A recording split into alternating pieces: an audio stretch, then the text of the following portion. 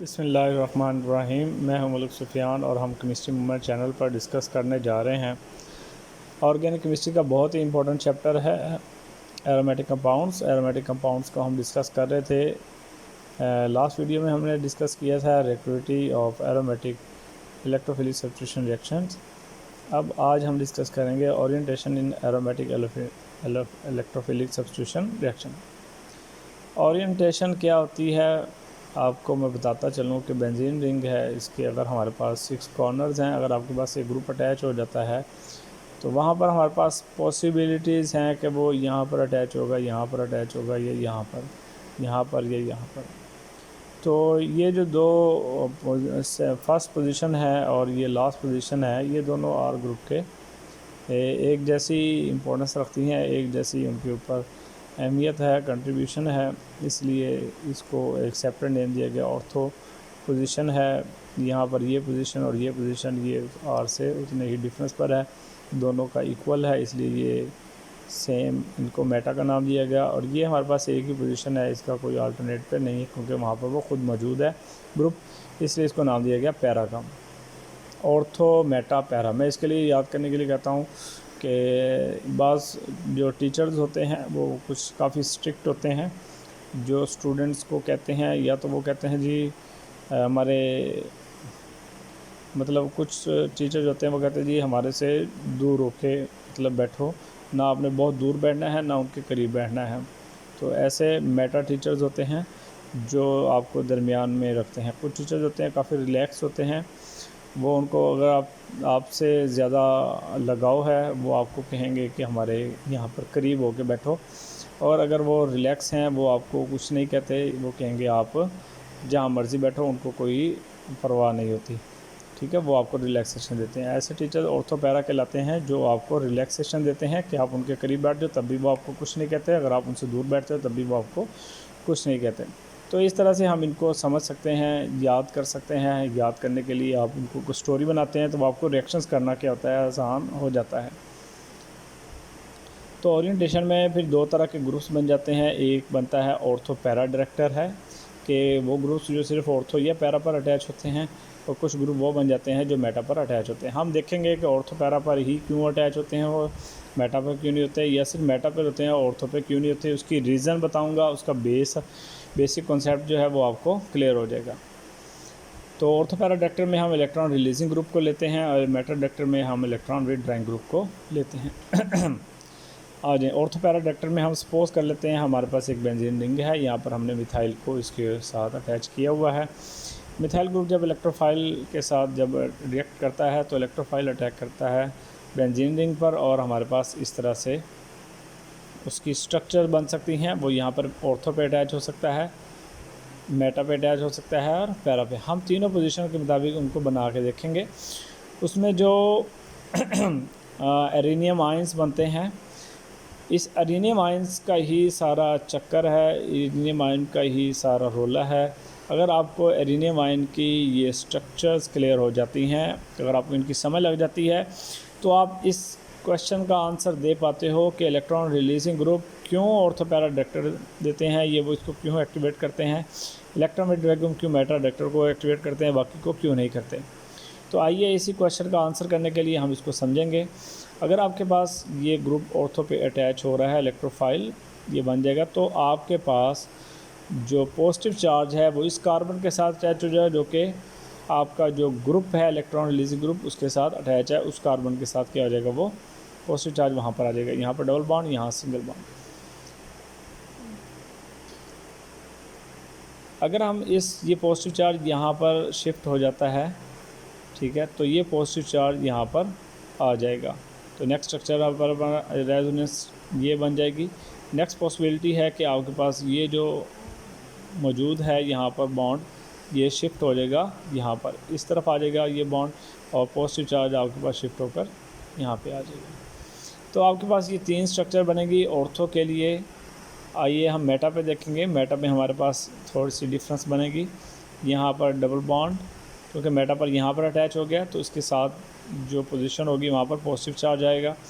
फिर अगर हम इसको कन्वर्ट करते हैं तो ये हमारे पास बॉन्ड यहाँ शिफ्ट हो जाएगा, यहाँ डबल बॉन्ड, यहाँ बॉन्ड आ जाएगा, और यहाँ पर आपके पास पॉजिटिव चार्ज है। अगर हम इसको शिफ्ट कर देते हैं इस तरफ तो यहाँ पर ये आ जाएगा और पॉजिटिव चार्ज इस पॉइंट पर आ जाएगा।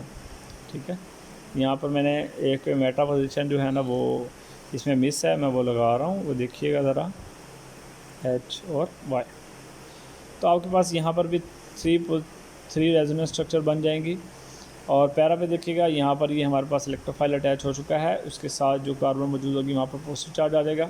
अगर हम इसको शिफ्ट करेंगे तो ये इलेक्ट्रॉन शिफ्ट होकर यहाँ पर आ जाएगा और ये पॉजिटिव चार्ज जो है वो इस कार्बन के साथ अटैच हो जाएगा जिसके साथ मिथाइल ग्रुप अटैच है, इलेक्ट्रॉन रिलीजिंग ग्रुप अटैच है। तो यहाँ पर देखिएगा ये बॉन्ड अगर हम इसको शिफ्ट करेंगे ये यहाँ पर शिफ्ट हो जाएगा और ये पॉजिटिव चार्ज जो है वो यहाँ पर आ जाएगा।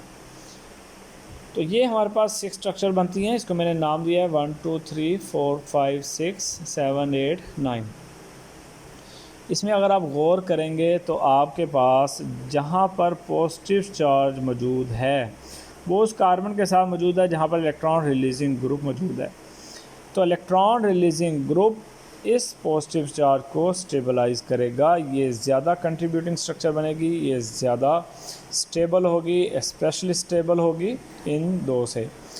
तो इसी तरह अगर आप देखेंगे यहाँ पर इस तरह की कोई स्ट्रक्चर नहीं है जो कि कार्बन के मिथाइल ग्रुप के साथ जो कार्बन अटैच है उस वहाँ पर पॉजिटिव चार्ज हो।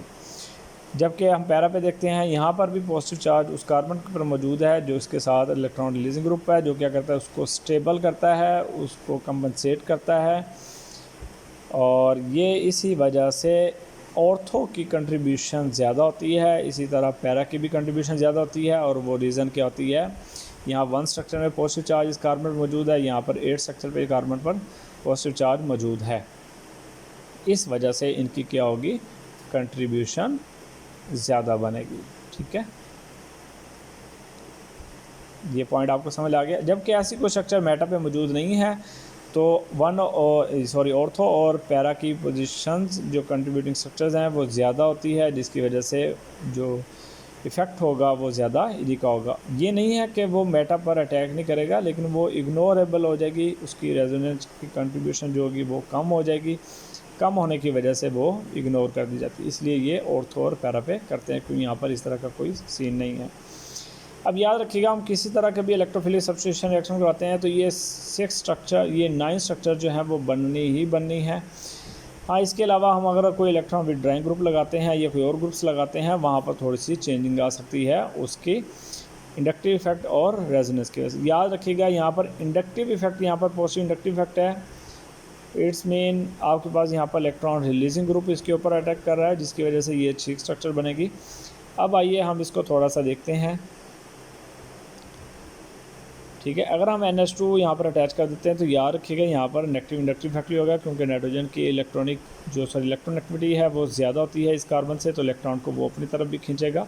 और इसके ऊपर लोन पेयर की वजह से इसके ऊपर रेजोनेंस का इफेक्ट भी आ रहा है कि वो बॉन्ड बना सकता है, रेजोनेंस स्ट्रक्चर बना सकता है। तो याद रखिएगा NH2 सेम इसी तरह की 6 स्ट्रक्चर बनाएगा। जहाँ पर मैंने CH3 लगाया हुआ, यहाँ पर आप NH2 लगाएंगे, या जो भी हम आगे रिएक्शन करेंगे आप CH3 को रिप्लेस करके NH2 यहाँ पर लगा सकते हैं और इसी तरह की 8 स्ट्रक्चर बनेंगी। लेकिन इसमें हम कंट्रीब्यूटिंग स्ट्रक्चर कौन सी लेंगे और कौन सी इग्नोरेबल हो जाएंगी, वो ये 6 स्ट्रक्चर यही बनेगी। लेकिन इसके अलावा भी पॉसिबिलिटी मौजूद होती है कि आपके पास जैसे ये फर्स्ट स्ट्रक्चर बनाई है, यहाँ पर NH2 सपोज करें अटैच है, तो ये लोन पेयर जो है वो कन्वर्ट होकर यहाँ डबल बॉन्ड बन सकता है और इसके ऊपर पॉजिटिव चार्ज आ जाएगा और ये स्ट्रक्चर बन जाएगी। तो ये हमारे पास मोर कंट्रीब्यूशन स्ट्रक्चर बनती है, जिसकी वजह से ये ऑर्थो में ये 3 के अलावा ये 4 स्ट्रक्चर ये वाली बना रहा है जो कि मोर कंट्रीब्यूटिंग स्ट्रक्चर है। इसी तरह पैरा पेयर पर भी ये 8 स्ट्रक्चर जहाँ पर बन रही है, यहाँ पर NH2 अगर अटैच हो तो लोन पेयर क्या करेगा, यहाँ पर बॉन्ड बना लेगा और पॉजिटिव चार्ज नाइट्रोजन पे चला जाएगा और ये अपना ऑक्टेट कंप्लीट कर लेगा। इस वजह से ये जो 8 स्ट्रक्चर का जो ये पार्ट बन रहा है, इसकी वजह से ये भी रेजोनेंस स्ट्रक्चर जो है वो ज़्यादा स्टेबल होती है, मोर कंट्रीब्यूटिंग स्ट्रक्चर होती है। मोर कंट्रीब्यूटिंग स्ट्रक्चर की वजह से ऑर्थो और पैरा फिर दोबारा से NH2 में क्या होंगे, ऑर्थो पैरा डायरेक्टर कहलाएंगे और ये इलेक्ट्रॉन रिलीजिंग ग्रुप बनेगा ड्यू टू द रेजोनेंस की वजह से, पॉजिटिव रेजोनेंस। जबकि मेटा में इस तरह की कोई स्ट्रक्चर नहीं है जहाँ पर पॉजिटिव चार्ज मौजूद हो और वहाँ पर क्या है जी, नाइट्रोजन उसको लोन पेयर देकर अपने ऊपर पॉजिटिव चार्ज को कंपनसेट कर ले। तो यहाँ पर ये 3 स्ट्रक्चर बनेगी, जबकि ऑर्थो और पैरा पर क्या बनती हैं, 4 स्ट्रक्चर्स बनती हैं। ठीक है, उम्मीद है ये यहाँ पर आपको ये समझ आ गई होगी NH2 के साथ। आइए हम नेक्स्ट देखते हैं मेटल डिटेक्टर। मेटल डिटेक्टर में हम सेम यही है जो हमने बात की है, Na2 हमारे पास अटैच होगा। यहाँ पर याद रखिएगा नेगेटिव इंडक्टिफायर और नेगेटिव रेजोनेंस होगी, यानी कि इलेक्ट्रॉन विद ड्राइंग ग्रुप है, उसने इलेक्ट्रॉन को क्या करना है, अपनी तरफ खींचना है। याद रखिएगा वही 9 स्ट्रक्चर बनेगी जो हमने पीछे बनाई है। उसके अलावा जो 4 स्ट्रक्चर बनती है कि जहाँ पर ये पॉजिटिव चार्ज मौजूद है, यहाँ पर ये 4 स्ट्रक्चर नहीं बनती, बल्कि जो यहाँ पर फर्स्ट स्ट्रक्चर जो बनेगी, इलेक्ट्रॉन विद ड्राइंग ग्रुप की वजह से ये अपने इलेक्ट्रॉन को अपनी तरफ खींचता है, तो जिसकी वजह से यहाँ पर और इलेक्ट्रॉन की डेफिशिएंसी हो जाएगी, ये मोर अनस्टेबल होगा। इस वजह से ये क्या हो जाएंगे, लेस हो जाएंगे, यानी कि लेस एक्टिवेटिंग हो जाएंगे। इस तरह मेटा पे देखिएगा, यहाँ पर सॉरी पैरा पे देखिएगा, वही 8 स्ट्रक्चर पर यहाँ पर Na2 अटैच हो जाता है, तो ये इलेक्ट्रॉन को अपनी तरफ विदड्रॉ करेगा, इलेक्ट्रॉन की और कमी हो जाएगी, तो यहाँ पर भी ये भी स्पेशली क्या हो जाएगा, अनस्टेबल होगा। तो जो स्ट्रक्चर इलेक्ट्रॉन रिलीज ग्रुप में स्टेबल थी, मोर कंट्रीब्यूटिंग थी, यहाँ पर अनस्टेबल और उसको कंट्रीब्यूशन को कम करने वाली। जबकि मेटा में इस तरह की कोई स्ट्रक्चर नहीं बन पाती, इस वजह से इलेक्ट्रॉन विद ड्राइंग ग्रुप जहाँ पर अटैच होते हैं वो नॉन स्टेबल की वजह से ज़्यादा एक्टिवेटिंग होंगे। तो ये इस वजह से जहाँ पर electron with drawing group attach होंगे वहाँ पर मेटा डिटेक्टर बनेगा, मेटा के ऊपर अटैक होगा। हैलोजन्स की भी देख लीजिएगा, ये एक्सेप्शन है हमारे पास कि यहाँ पर नेगेटिव इंडक्टिव इफेक्ट भी होता है और पॉजिटिव रेजोनेंस इफेक्ट भी होता है। इसकी वजह से हमारे पास जो 4 स्ट्रक्चर बनती है कि आपके पास लोन पेयर जो है वो अटैक होकर नई रेजोनेंस स्ट्रक्चर बनाता है, इस पर पॉजिटिव चार्ज आ जाएगा। इसी तरह पैरा के ऊपर है जो लोन पेयर होता है वो इसके ऊपर अटैच होकर क्या बनाएगा, डबल बॉन्ड बनाकर एक न्यू रेजोनेंस स्ट्रक्चर बना रहा है। तो मेटा के ऊपर इस तरह की कोई स्ट्रक्चर नहीं बन पाती। तो याद रखिएगा हैलोजन्स एक ऐसा एक्सेप्शनल केस है जिसमें एक्टिविटी को कंट्रोल किया जाता है इंडक्टिव इफेक्ट की वजह से, नेगेटिव इंडक्टिव इफेक्ट, और ओरिएंटेशन को कंट्रोल किया जाता है बाय रेजोनेंस इफेक्ट। यहाँ पर और रेजोनेंस जो है वो इंडक्टिव इफेक्ट के ऊपर डोमिनेट कर रहा है, जिसकी वजह से ये 4 स्ट्रक्चर बनेगी और ये हमारे पास क्या बनाएगी, इलेक्ट्रॉन रिलीजिंग ग्रुप का काम करता है। इंडक्टिव इफेक्ट भी होता है।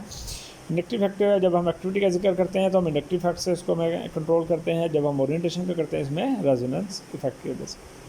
यानी कि ओरिएंटेशन जो होगी वो ऑर्थोपैरा होगी और जो एक्टिविटी होगी इसकी वो इंडक्टिव इफेक्ट का असर होता है।